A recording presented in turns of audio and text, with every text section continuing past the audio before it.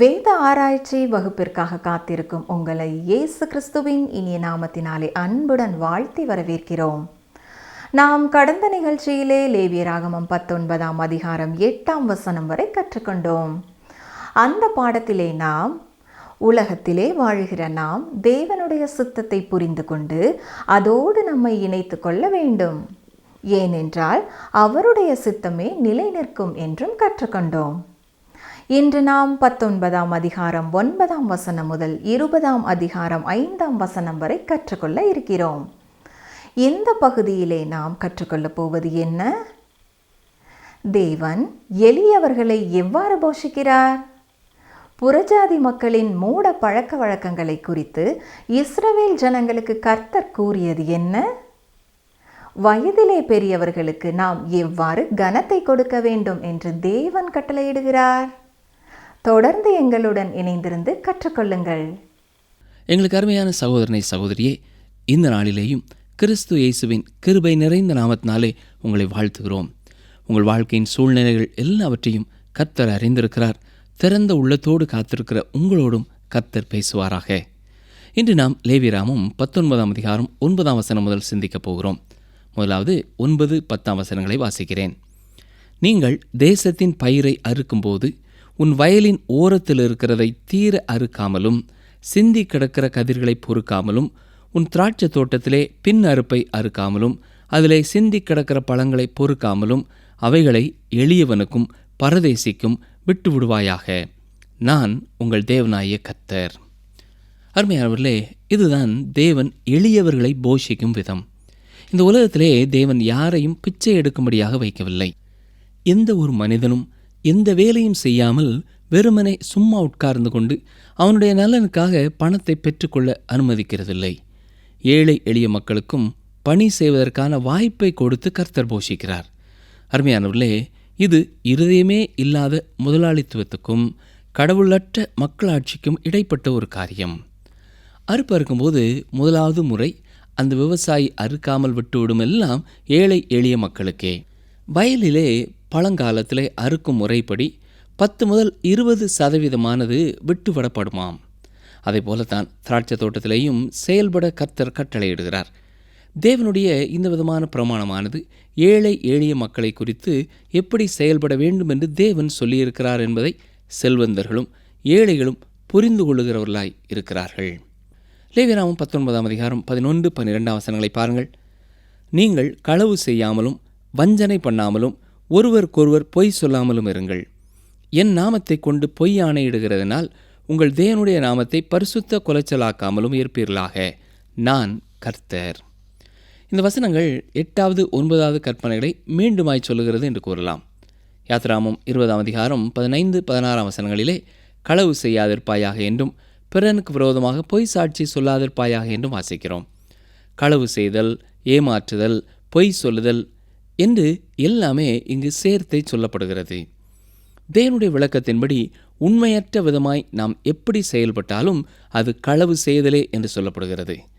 3வது கற்பனையும் இந்த 12வது வசனத்திலே இணைந்து சொல்லப்படுகிறது. தேவனுடைய நாமம் பரிசுத்தமானது. வியாபாரங்களிலே நேர்மையாய் வியாபாரம் செய்யும் பொழுது அங்கு தேவனுடைய நாமம் மகிமைப்படுகிறதாய் இருக்கிறது. லேவியராகமம் 19ஆம் அதிகாரம் 13ஆம் வசனத்தை பாருங்கள். பிறனை ஒடுக்காமலும் கொள்ளையிடாமலும் இருப்பாயாக. கூலிக்காரனுடைய கூலி விடியற்காலம் மட்டும் உன்னிடத்தில் இருக்கலாகாது. நமக்காக வேலை செய்கிற எந்த ஒரு மனிதனுக்கும் நாம் உடனடியாக கூலியை கொடுக்க வேண்டும். அருமையானவர்களே, தேவன் தொழிலாளர் பக்கமே இருக்கிறார். தொழிலாளர்கள் பல நேரங்களிலே பண நெருக்கடியிலே தான் வாழ்ந்து வருகிறார்கள். யாக்கோபு என்ன சொல்கிறார்? யாக்கோபு 5 முதல் 2 வசனங்களை பாருங்கள். ஐஸ்வர்யவான்களே கேளுங்கள், உங்கள் மேல் வரும் நிர்பந்தங்களின் நிமித்தம் அலறி அழுங்கள். உங்கள் ஐஸ்வர்யம் அழிந்து உங்கள் வஸ்திரங்கள் பொட்டரித்து போயின. அது மட்டுமல்ல, 6ஆம் வசனத்திலே சொல்லும்பொழுது, நீதிமானை நீங்கள் ஆக்கனைக்குள்ளாக தீர்த்து கொலை செய்தீர்கள், அவன் உங்களோட எதிர்த்து நிற்கவில்லை என்றும் சொல்லப்பட்டிருக்கிறது. தேவனற்ற முதலாளித்துவமும் தேவனற்ற பணிவிடை செய்கிறவர்களும் பரிதாபமான நிலைமையிலே தான் இருக்கிறார்கள். இந்நாட்களிலே தேவனற்ற தொழிலாளித்துவத்திலே அதிகமான ஆபத்து இருக்கிறது என்று சொல்லலாம். சரி, லேவியராகமம் 19ஆம் அதிகாரம் 14ஆம் வசனம். செவிடனை நிந்தியாமலும் குருடனுக்கு முன்னே தடுக்கலை வையாமலும் உன் தேவனுக்கு பயந்திருப்பாயாக, நான் கர்த்தர். ஒரு பார்வையற்ற சகோதரன் கூறும்பொழுது எப்படி ஒரு விவசாயி தன்னை ஏமாற்றி விட்டான் என்று கூறினார். அருமையான சகோதரனே, சகோதரியே, இன்றைக்கும் இப்படிப்பட்ட பயங்கரமான காரியங்கள் நடைபெறுகின்றன. பார்வையற்றவர்களை குறித்தும் காது கேளாதவர்களை குறித்தும் கர்த்தர் பேசும் பொழுது 2 முறை தன்னுடைய பெயரை சொல்லுகிறார். உன் தேவனுக்கு பயந்திருப்பாயாக, நான் கர்த்தர் என்று உறுதியோடு சொல்கிறார். தேவன் பலவீனர்கள் மேலும் உதவியற்றவர்கள் மேலும் குறைபாடு உள்ளவர்கள் மேலும் கரிசனை உள்ளவராய் இருக்கிறார். எனவேதான் இருதயமற்ற மனிதர்களை அவர் இவ்வாறு கடிந்து கொள்கிறார். லேவியராகமம் 19:15 பாருங்கள். நியாய விசாரணையில் அநியாயம் செய்யாதிருங்கள், சிறியவனுக்கு முகதாட்சணியம் செய்யாமலும் பெரியவனுடைய முகத்துக்கு அஞ்சாமலும் நீதியாக பிறனுக்கு நியாயம் தீர்ப்பாயாக. இங்கே நியாய தீர்ப்பு செய்யும், நீதியை செய்யும் மனிதர்களுக்கான தேவனுடைய செய்தி வருகிறது. தேவன் நியாயம் தீர்க்கிறபடி ஒவ்வொரு நீதிபதிகளும் நியாய தீர்ப்பு செய்ய வேண்டும். எந்த ஒரு அற்பமான ஆதாயத்திற்காகவும் நியாயத்தை புரட்டக்கூடாது. நியாய தீர்ப்பு சொல்ல வேண்டிய இடத்துல இருக்கிற ஒவ்வொருவரும் அறிந்து கொள்ள வேண்டிய ஒரு சத்தியம் என்னவென்றால், ஏதோ அரசியல்வாதிகள் தங்களை அங்கே வைத்திருக்கிறார்கள் என்று எண்ணாமல், தேவனாய கர்த்தர் தங்களை அந்த இடத்திலே வைத்திருக்கிறார் என்ற எண்ணத்தோடு எந்தவிதமான பட்சபாதமும் இல்லாமல் நியாய தீர்ப்பு செய்ய வேண்டும். தொடர்ந்து 16 முதல் 18 வசனங்கள் வரை பாருங்கள். உன் ஜனங்களுக்குள்ளே அங்கும் எங்கும் கோள் சொல்லி திரியாயாக, பிறனுடைய இரத்தப்பழிக்கு உட்பட வேண்டாம், நான் கர்த்தர். உன் சகோதரனை உன் உள்ளத்தில் பகையாயாக, பிறன் மேல் பாவம் சுமராதபடிக்கு அவனை எப்படியும் கடிந்து கொள்ள வேண்டும். பழிக்கு பழி வாங்காமலும் உன் ஜனபுத்திரர் மேல் பொறாமை கொள்ளாமலும் உன்னில் நீ அன்பு கூறுவது போல் பிறனிலும் அன்பு கூறுவாயாக, நான் கர்த்தர். அருமையானவர்களே, நாம் உண்மை சொல்வதனாலே அண்டை அயலகத்தார் பாதிக்கப்படுவார்கள் என்றால் நாம் அமைதியாய் இருப்பதே சிறந்தது. ஒருவரை குறித்து மற்றொரிடத்திலே பேசும்பொழுது குறைவாய் பேசுவது பாவம். சிலர் சொல்வார்கள், நீ கேட்கிற எல்லாவற்றையும் நம்ப வேண்டும் என்ற அவசியமில்லை, ஆனால் அதை நீ மீண்டுமாக கூறலாம் என்பார்கள். இதை குறித்து யாக்கோபு ஒரு காரியத்தை சொல்கிறார். யாக்கோபு 3வது அதிகாரத்திலே சொல்லும் பொழுது நாவும் நெருப்புத்தான் என்று கூறுகிறார். நம்முடைய வாய்க்குள்ளே இருக்கிற நாவானது மிகவும் பயங்கரமான ஒரு ஆயுதம். உலகத்திலேயே மிகவும் ஆபத்தான ஒன்றாய் அது இருக்கிறது. அணுகுண்டை விட இது சக்தி வாய்ந்தது. இரத்தப்பழிக்கு உட்பட வேண்டாம் என்று சொல்லும் பொழுது கொலை செய்யாதிருப்பாயாக என்பது பொருள். எந்த ஒரு சகோதரனையோ சகோதரியையோ பகைப்பதும் கொலைக்கு சமமானதாகவே இருக்கிறது. எனவேதான் இயேசு கிறிஸ்து அதை சொல்லும் பொழுது மத்தேயு 5:22 இவ்வாறு சொல்லியிருக்கிறார். நான் உங்களுக்கு சொல்கிறேன், தன் சகோதரனை நியாயமில்லாமல் கோபித்துக் கொள்பவன் நியாய தீர்ப்புக்கு ஏதுவாயிருப்பான். தன் சகோதரனை வீணன் என்று சொல்கிறவன் ஆலோசனை சங்க தீர்ப்புக்கு ஏதுவாயிருப்பான். மூடனே என்று சொல்கிறவன் எரி நரகத்துக்கு ஏதுவாயிருப்பான். எதிர்மறையாய் சொல்லப்பட்டிருக்கிற இந்த எல்லா காரியங்களையும் இறுதியாக நேர்மறையாகவும் சொல்லியிருக்கிறார். லேவியராகமம் 19:18 இறுதியிலே உன்னில் நீ அன்பு கூறுவது போல் பிறனிலும் அன்பு கூறுவாயாக என்று சொல்கிறார். அப்போஸ்தலனாகிய பவுலும் இந்த எல்லா சத்தியங்களையும் கிறிஸ்தவ விசுவாசிகளுக்காக ஒன்று திரட்டி கொடுத்திருக்கிறார். பாருங்கள், கலாத்தியர் 6:1 சகோதரரே, ஒருவன் யாதொரு குற்றத்தில் அகப்பட்டால் ஆவிக்குரியவர்களாகிய நீங்கள் சாந்தமுள்ள ஆவியோடே அப்படிப்பட்டவர்களை சீர்பொருந்த பண்ணுங்கள். நீயும் சோதிக்கப்படாதபடிக்கு உன்னை குறித்து எச்சரிக்கையாயிரு. தொடர்ந்து வரும் வசனங்களிலே வெவ்வேறு சூழ்நிலைகளிலே மற்றவர்களோடு தன்னுடைய உறவு எப்படி இருக்க வேண்டும் என்பதை குறித்து கர்த்தர் கூறுகிறார். லேவியராகமம் 19:19 என் கட்டளைகளை கைக்கொள்வீர்களாக, உன் மிருக ஜீவன்களை வேறு ஜாதியோடே பொலிய விடாயாக, உன் வயலிலே வெவ்வேறு வகையான விதைகளை கலந்து விதையாயாக, சணல் நூலும் கம்பளி நூலும் கலந்த வஸ்திரத்தை உடுத்தாதிருப்பாயாக. இப்படிப்பட்ட வஸ்திரத்தை துவைக்கும் பொழுது என்ன நடக்கிறது தெரியுமா? ஏதாவது ஒன்று நிச்சயமாக பாதிப்படைகிறது. அடையாளங்கள் மூலமாகவும் சடங்காச்சாரங்கள் மூலமாகவும் தேவன் ஆழமான ஆவிக்குரிய சத்தியங்களை கற்றுக் கொடுக்கிறார். வெவ்வேறு வகையான மிருக ஜீவன்களை இணைந்து போலிய விடக்கூடாது. அதே போல வயலிலேயும் வெவ்வேறு விதையான விதைகளை கலந்து விதைக்கக்கூடாது. இதை குறித்து இயேசு கிறிஸ்துவும் ஒரு உவமையை சொல்லியிருக்கிறார். மத்தேயு 13 நாம் வாசிக்கிறோம். மட்டுமல்ல, அப்போஸ்தலனாகிய பவுல் சொல்லும் பொழுதும் 1 கொரிந்தியர் 10:21 நீங்கள் கர்த்தருடைய பாத்திரத்திலும் பேய்களுடைய பாத்திரத்திலும் பானம் பண்ணக்கூடாதே, நீங்கள் கர்த்தருடைய போஜன பந்திக்கும் பேய்களுடைய போஜன பந்திக்கும் பங்குள்ளவர்களாய் இருக்கக்கூடாதே என்று எழுதியிருக்கிறார். இயேசு கிறிஸ்து லூக்கா 16:13 சொல்லும் பொழுது, தேவனுக்கும் உலகப் பொருளுக்கும் ஊழியம் செய்ய உங்களாலே கூடாது என்று சொல்கிறார். லேவியராகமம் 19 முதல் 22 வரை பார்த்தால் இது மீண்டுமாக 7வது கற்பனை தொடர்பானதாக இருக்கிறது. இந்த வசனங்களின்படி அடிமையான பெண்ணுக்கு கொடுக்கப்படுகிற பாதுகாவலை குறித்து பேசுகிறது. இவ்வாறு கூறும்பொழுது தேவன் அடிமைத்தனத்தை ஆமோதிக்கிறாரோ என்று கேள்வி எழும்பலாம். இல்லை, ஆனால் கடினமான மனித இருதயத்தினால் உண்டான பாவமான சூழ்நிலைகளை அறிந்தவராக அவர் பேசுகிறார். விவாகரத்தை குறித்து பேசும்பொழுதும் ஆதியிலே திருமணமானவர்கள் பிரிந்து போகக்கூடாது என்ற நீதி இருந்தாலும் சூழ்நிலை கேடானபடியினாலே அதற்கான அனுமதி கொடுக்கிறார். இருந்தாலும் அது தேவனுடைய சித்தமே இல்லை. அந்த புருஷனுடைய பகுதியிலே அது பாவமாக இருக்கிறது. எனவே அவன் பாவ நிவாரண பலி கொண்டு வர வேண்டும். அந்த பெண் எந்தவிதமான காணிக்கையையும் கொண்டு வர வேண்டியதில்லை. லேவியராகமம் 19 23 முதல் 25 வரை பார்த்தால் தோட்டம் துறவுகளை குறித்து சரியான அறிவு இல்லாதவர்களுக்கு இது வினோதமான ஒரு பிரமாணமாய் தெரியலாம். ஆனால் வளர்ந்து வரும் மரங்களிலே மொட்டுகளை ஒரு சில வருடங்களுக்கு பித்து எடுத்தால் பின்னான காலங்களிலே செழிப்பான நல்ல கனிகளை அது தரும் என்று சொல்லப்படுகிறது. கர்த்தர் அதை குறித்து அறிந்தவராயிருக்கிறார். அது மட்டுமல்ல, இந்த வசனங்களிலே நாம் கற்றுக்கொள்கிற ஆவிக்குரிய சத்தியமும் உண்டு. அதாவது முதல் கனிகள் எல்லாம் கர்த்தருக்கு துதி செலுத்துகிறதற்கேற்ற பரிசுத்தமாயிருக்கும். யாக்கோபு 1:17 நன்மையான எந்த ஈவும் பூரணமான எந்த வரமும் ஜோதிகளின் பிதாவாகிய தேவனிடத்திலிருந்து வருகிறது என்று வாசிக்கிறோம். யாத்திராகமம் 19 26 முதல் 28 வரை பாருங்கள். யாதொன்றையும் இரத்தத்துடன் புசிக்க வேண்டாம், குறி கேளாமலும் நாள் பாராமலும் இருப்பீர்களாக. உங்கள் தலைமயிரை சுற்றி ஒதுக்காமலும் தாடியின் ஓரங்களை கத்தரிக்காமலும் செத்தவனுக்காக உங்கள் சரீரத்தை கீறிக்கொள்ளாமலும் அடையாளமான எழுத்துக்களை உங்கள் மேல் குத்தி கொள்ளாமலும் இருப்பீர்களாக. நான் கர்த்தர். இங்கே புறஜாதியான மக்கள் பின்பற்றி வந்த 6 விதமான மூட பழக்க வழக்கங்களுக்கு இஸ்ரவேல் ஜனங்கள் அடிமைப்பட்டு விடக்கூடாது என்பதை குறித்து கர்த்தர் எச்சரிக்கிறார். இதையெல்லாம் கர்த்தர் சொல்லுகிறதற்கு முக்கிய காரணம் அவருடைய பிள்ளைகள் அவர்கள் வாழ்கிற சமுதாயத்தின் மத்தியிலேயும் பிரித்தெடுக்கப்பட்டவர்களாக மூட நம்பிக்கைகளுக்கு அடிமைப்படாதவர்களாக வாழ வேண்டும் என்பதுதான். நிகழ்ச்சியை கேட்டுக்கொண்டிருக்கிற எனக்கு அருமையான நண்பனே, நம்முடைய வீடுகளிலே திருமணமோ அல்லது வீடு பிரதிஷ்டையோ வரும்பொழுது நம்முடைய குடும்பத்தோடு வந்து இணைந்து நமக்காக ஜெபிக்கக்கூடிய, தேவனை துதிக்கக்கூடிய நண்பர்களுக்கு எது வசதியான நாள் என்று பார்க்கிறோமா, அல்லது நாள் நட்சத்திரம் பார்க்கிறவர்களாக இருக்கிறோமா? கர்த்தருடைய பிள்ளைகள் நாள் நட்சத்திரம் பார்க்கும் பொழுது அது சாபத்தை கொண்டு வரும் என்பதை நாம் மறந்து போகக்கூடாது. வசனம் 29 பாருங்கள்.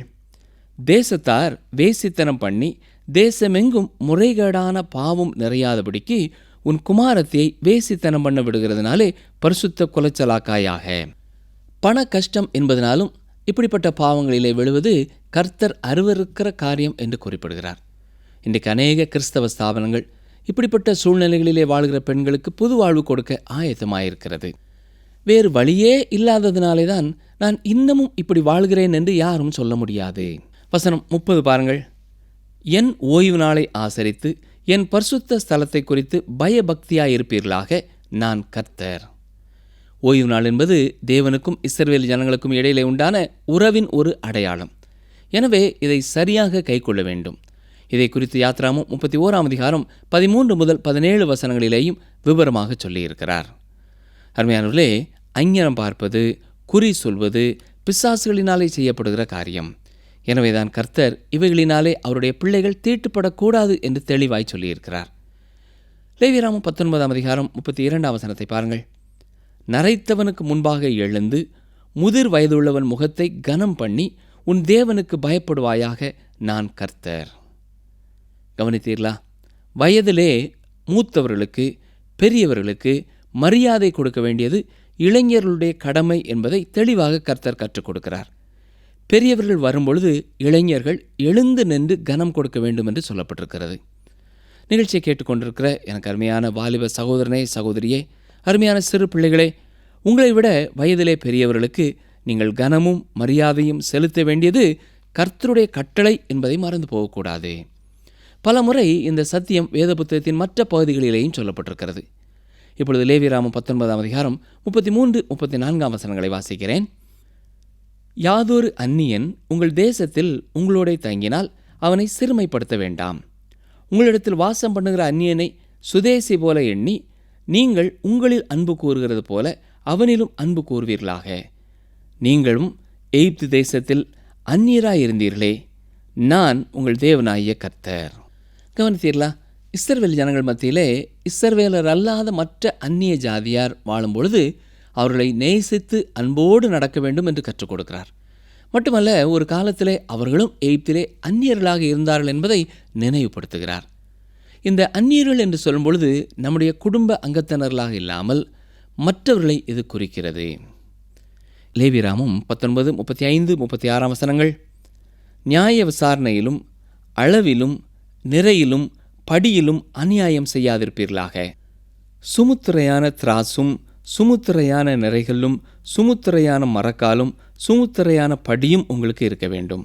நான் உங்களை எகிப்து தேசத்திலிருந்து புறப்பட பண்ணின உங்கள் தேவனாகிய கர்த்தர்.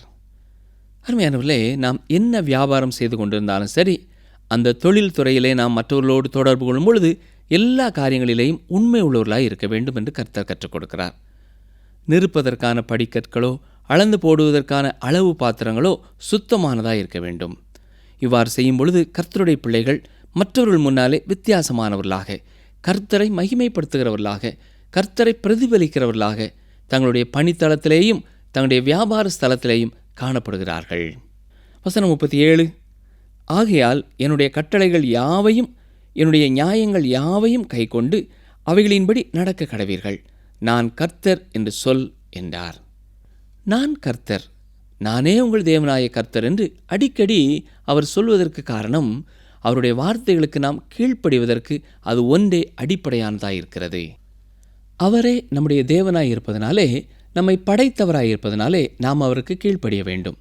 இதைவிட வேறு எதையாவது இந்த கற்பனைகளோடு நாம் கூட்ட முடியுமா?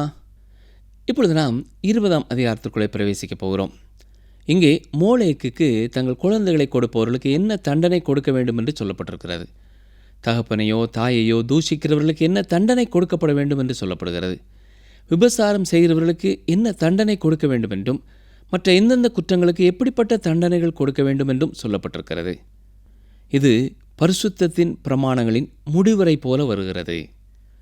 டாக்டர் ஆண்ட்ரூ ஏ போனர் என்பவர் லேவியராகம புத்தகத்தை குறித்து எழுதும்பொழுது இந்த பகுதியை முந்திய பிரஜைகளின் பாவத்திற்கு எதிரான எச்சரிப்புகள் என்று குறிப்பிடுகிறார். வேறு வார்த்தைகளிலே சொல்ல வேண்டுமென்றால் இது கானானியர்களின் பாவங்கள். நாம் நன்றாக கவனிப்போம் என்றால் 10 கற்பனைகளிலே எந்த ஒன்று மீறப்பட்டாலும் அதற்கு தண்டனை மரண தண்டனை என்பதை நாம் புரிந்து கொள்ளலாம்.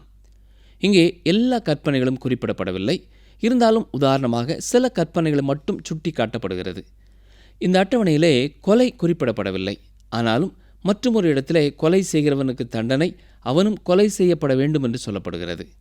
தேவன் நீதி உள்ளவராகவும் நியாயம் உள்ளவராகவும் இருப்பதனாலே தேவனே மரண தண்டனையையும் ஏற்படுத்தி இருக்கிறார். வேதத்தில் எந்த ஒரு இடத்திலையும் குற்றவாளி மனம் திரும்புவதற்காக தண்டிக்கப்படுவதை குறித்து நாம் பார்க்க முடியாது. அது குறிக்கோள் அல்ல. குற்றத்திற்கான தண்டனை மற்ற ஜனங்களின் ஒழுக்கமான வாழ்க்கைக்காக செய்யப்படுகிறது. குற்றவாளி தண்டிக்கப்படுகிறான். இதை பார்க்கும் மற்றவர்கள் நாமும் இவ்வாறு குற்றம் செய்யக்கூடாது என்று சொல்லி குற்றங்கள் குறையும். இன்றைக்கு உலகத்திலே குற்றங்கள் பெருகி கொண்டிருப்பதற்கு முக்கியமான காரணம் நீதி நியாயம் தொடர்பான சட்டங்கள் காக்கப்படவில்லை. நியாயாதிபதிகளும் குற்றத்திற்கு தண்டனை கொடுப்பதை குறித்து மிகவும் யோசிக்கிறார்கள். ஆனால் தேவன் சமுதாயத்திலே குற்றம் குறையும்படியாக குற்றவாளிகளுக்கு தண்டனை கொடுக்கிறவராயிருக்கிறார். மரண தண்டனை என்பது சரியான ஒன்று அல்ல என்று அநேகர் சொல்லலாம். ஆனால் மரண தண்டனையை விதித்ததே தேவன்தான். அதை நன்மைக்காக செய்தார். அவர் அதை செய்வதற்கான நல்ல காரணங்கள் உண்டு. நீதியும் நியாயமும் தண்டனை வேண்டுமென்று சொல்லுகிறது. மாட்சிமை, மகிமை, சட்டம், ஒழுங்கு, தேவனுடைய பரிசுத்தம் காக்கப்பட வேண்டுமென்றால் குற்றங்கள் தண்டிக்கப்பட வேண்டும். தேவன் சொல்வது போல சில குற்றங்களுக்கு மரண தண்டனை விதிப்பது சரியானதல்ல என்று எண்ணுவீர்கள் என்றால் நீங்கள் தேவனை விட பெரியவர்களா? மரண தண்டனையை குறித்து தேவன் ஒருபொழுதும் மன்னிப்பு கேட்கிறவர் அல்ல. கவனியுங்கள், அவர் என்ன சொல்கிறார்? எண்ணாமம் 35:33. நீங்கள் இருக்கும் தேசத்தை பரிசுத்த குலைச்சலாக்காதிருங்கள். இரத்தம் தேசத்தை தீட்டுப்படுத்தும். இரத்தம் சிந்துகிறவனுடைய இரத்தத்தினாலே ஒழிய வேறொன்றினாலும் தேசத்திலே சிந்துண்ட இரத்தத்திற்காக பாவ நிவிர்த்தி இல்லை. மத்திய எழுதின சுசேஷத்திலையும் லூக்கா எழுதின சுசேஷத்திலையும் ஆபேலின் இரத்தம் பூமியிலிருந்து கூப்பிடுகிறது என்று சொல்லப்பட்டிருக்கிறது. மற்றும் ஒரு கேள்வியை உங்களிடத்திலே நான் கேட்க விரும்புகிறேன். உங்கள் கண் எதிரிலேயே உங்கள் குழந்தையை பிடித்து ஒரு கல்லிலே அந்த குழந்தையின் தலையை அடித்து ஒருவன் நொறுக்குவான் என்றால் அதற்காக அவனுக்கு என்ன செய்ய வேண்டும் என்று நீங்கள் நினைக்கிறீர்கள்?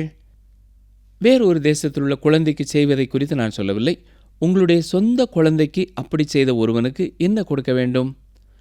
பொதுவாக நம்முடைய தனிப்பட்ட வாழ்க்கையிலே காரியங்கள் நடைபெறாத வரை நாம் மேலோட்டமாகவே காரியங்களை சிந்திப்போம், பேசுவோம். ஒரு முறை புதிதாக திருமணமாகியிருந்த ஒரு மணமகனை கொலை செய்துவிட்டு மணமகளை ஒருவன் கற்பழித்து விட்டான். இதனால் மனநிலை பாதிக்கப்பட்ட அவள் மனநிலை ஆஸ்பத்திரியிலே அனுமதிக்கப்பட்டாள். இவ்வாறு செய்தவனுக்கு மரண தண்டனை கொடுக்க வேண்டும் என்று நீதிபதி கூறிவிட்டார். ஆனால் பெருங்கூட்ட மக்கள் அவனுக்கு மரண தண்டனை கொடுக்கக்கூடாது என்று ஊர்வலம் வந்தார்கள். ஆனால் அந்த பெண்ணுடைய பெற்றோர் அவனுக்கு உண்மையாகவே மரண தண்டனை கொடுக்கப்பட வேண்டும் என்பதிலே உறுதியாய் இருந்தார்கள். அருமையானவர்களே, நம்முடைய தனிப்பட்ட வாழ்க்கை தொடர்பான காரியங்களை குறித்து நாம் சிந்திக்கும் பொழுது அந்த காட்சியின் நிறமே மாறிவிடுகிறது. தேவன் திட்டவட்டமாக சொல்கிறார், குற்றவாளி தண்டிக்கப்பட வேண்டும். உலகத்திலே இன்றைக்கும் ஒரு சில நாடுகளிலே இந்த தேவனுடைய கற்பனைகளானது நிறைவேற்றப்பட்டு கொண்டிருக்கிறது. இன்று உலகத்திலே பெரும்பான்மையான இடங்களிலே மரண தண்டனை அகற்றப்பட்டு விட்டாலும் மனிதனுடைய நலனுக்காக தேவன் இன்றைக்கும் தம்முடைய வார்த்தையின் மூலமாக அந்த தனது பிரமாணத்தை உடையவராகவே இருக்கிறார். 20ஆம் அதிகாரம் 1ஆம் வசனத்திலே கர்த்தர் ஆரோனிடத்திலோ இஸ்ரவேல் ஜனங்களிடத்திலோ பேசவில்லை, மோசேயினிடத்திலே பேசுகிறார். கர்த்தருடைய கட்டளைகளை மக்களுக்கு கொடுத்த மோசேயினிடத்திலேயே இப்பொழுதும் முக்கியமான கற்பனையை அவர் கொடுக்கிறார். ரோமர் 13ஆம் அதிகாரத்தில் நாம் பார்க்கும் பொழுது மேலான அதிகாரி பட்டயத்தை விருதாவாய் பிடிக்கவில்லை, தீமை செய்கிறவன் மேல் கோபாக்கினை வரப்பண்ணும்படி அவன் நீதியை செலுத்துகிற தேவ ஊழியக்காரனாயிருக்கிறான் என்று குறிப்பிட்டிருக்கிறார். ஒரு குற்றவாளியை தப்ப விடுவதற்கு ஒரு நீதிபதிக்கு எந்த அதிகாரமும் இல்லை. நீதிபதி நியாயப்படி தண்டனையை கொடுக்காமல் இருக்கும் பொழுது எனக்கும் உங்களுக்கும் சமுதாயத்திற்குமே அது ஆபத்தை கொண்டு வருகிறது. மின்சார நாற்காலி பழமையானது என்று ஒருவேளை சொல்லலாம். நீங்கள் சொல்லுவது சரிதான். ஆனால் அந்நாட்களிலே இப்படிப்பட்ட தண்டனைகள் கல்லறிந்து கொண்டு நிறைவேற்றப்பட்டது. அதுவும் அழகான ஒன்று அல்ல. அது அழகானதென்று யாரும் கூறவும் இல்லை. அது பயங்கரமான ஒன்று. அதே வேளையிலே செய்யப்பட்ட பாவமும் பயங்கரமானது என்பதை மறந்து போகக்கூடாது. லேவியராகமம் 20ஆம் அதிகாரம் 2ஆம் வசனத்திலே இஸ்ரவேல் புத்திரரிலோ இஸ்ரவேல் மக்களோடே வாழுகிற அந்நியரிலோ யாராயிலும் தங்கள் பிள்ளையை மோளேக்குக்கு கொடுத்தால் அவன் கொலை செய்யப்பட வேண்டும், தேசத்தின் ஜனங்கள் அவன் மேல் கல்லெறிய வேண்டும் என்று கர்த்தர் சொல்லுகிறார்.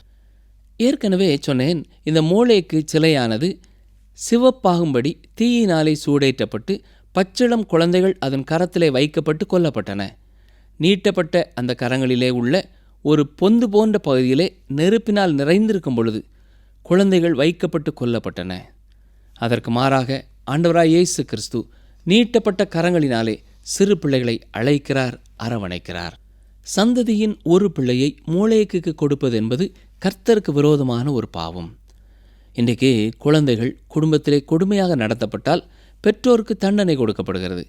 அப்படிப்பட்ட பெற்றோர் பாதுகாக்கப்படக்கூடாது.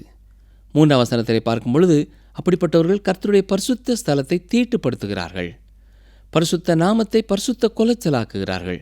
எனவேதான் அப்படிப்பட்டவர்களுக்கு எதிர்த்து நின்று ஜனத்திலே இராதபடி அறுப்புண்டு போக பண்ணுவேன் என்று கர்த்தர் சொல்லுகிறார். 4ஆம் 5ஆம் வசனங்களிலே நம் சந்ததியிலே ஒரு பிள்ளையை மோளேக்குக்கு கொடுக்கும்போது மற்றவர்கள் அவனை கொலை செய்யாதபடி கண் சாடையாயிருந்தால் அந்த மனிதனுக்கும் அவன் குடும்பத்துக்கும் விரோதமாக நான் எதிர்ப்பேன் என்று சொல்லுகிறார். மட்டுமல்ல, அவன் பின்னாலே மோளேக்கை பின்பற்றுகிற ஜனங்கள் எல்லாரையும் அறுப்புண்டு போகச் செய்வேன் என்றும் கர்த்தர் சொல்லுகிறார். தன்னுடைய பக்கத்து வீட்டுக்காரன் மோளேக்கு குழந்தையை கொடுக்கும்போது அதை குறித்து அறிந்த ஒருவன் எடுக்க வேண்டிய நடவடிக்கையை எடுக்கவில்லை என்றால் கர்த்தர் அதை எடுப்பார். பாவத்துக்கு விரோதமாக இளகிய மனதுடையவர்களை அவர்கள் குடும்பத்தை விட்டு அப்புறப்படுத்துவேன் என்கிறார். பிரியமான சகோதரனை சகோதரியே, கர்த்தர் வெறுக்கும் வண்ணமாக நீங்களும் நானும் பாவத்தை வெறுக்க வேண்டும் என்று கர்த்தர் எதிர்பார்க்கிறார். இன்றைக்கும் ஒவ்வொரு நாளும் செய்தித்தாள்களிலே தொலைக்காட்சிகளிலேயும் எத்தனையோ பாவங்களை குறித்து வெளியரங்கமாய் பார்க்கிறோம். நாம் வாசிக்கிற வேத வசனங்கள் மூலமாகவும் அநேக காரியங்களை தேவன் பாவம் என்று எச்சரித்து கொண்டே இருக்கிறார். அப்படிப்பட்ட காரியங்களுக்கு நம்மிலே இடம் கொடாமல் கர்த்தர் விரும்புகிற பரிசுத்தத்திலே பிரித்தெடுக்கப்பட்டவர்களாக, வித்தியாசமானவர்களாக வாழ நம்மையும் நாம் அர்ப்பணிப்போமா? நேயர்களே, இன்று நாம் கற்றுக்கொண்ட சத்தியங்களில் சிலதை சற்று திரும்பி பார்ப்போமா? நாம் நேர்மையாக வியாபாரம் செய்யும் பொழுது தேவனுடைய நாமம் மகிமைப்படுகிறதாக இருக்கிறது. தேவனற்ற முதலாளித்துவமும் தேவனற்ற பணிவிடை செய்கிறவர்களும் பரிதாபமான நிலைமையிலேயே இருக்கிறார்கள். முதல் கனிகளெல்லாம் கர்த்தருக்கு துதி செலுத்துவதற்கேற்ற பரிசுத்தமாக இருக்கிறது. கர்த்தருடைய பிள்ளைகள் நாள் நட்சத்திரம் பார்க்கும் பொழுது அது சாபத்தையே கொண்டு வரும். மீண்டும் அடுத்த நிகழ்ச்சியிலே சந்திப்போம். கர்த்தர் உங்களை ஆசீர்வதிப்பாராக.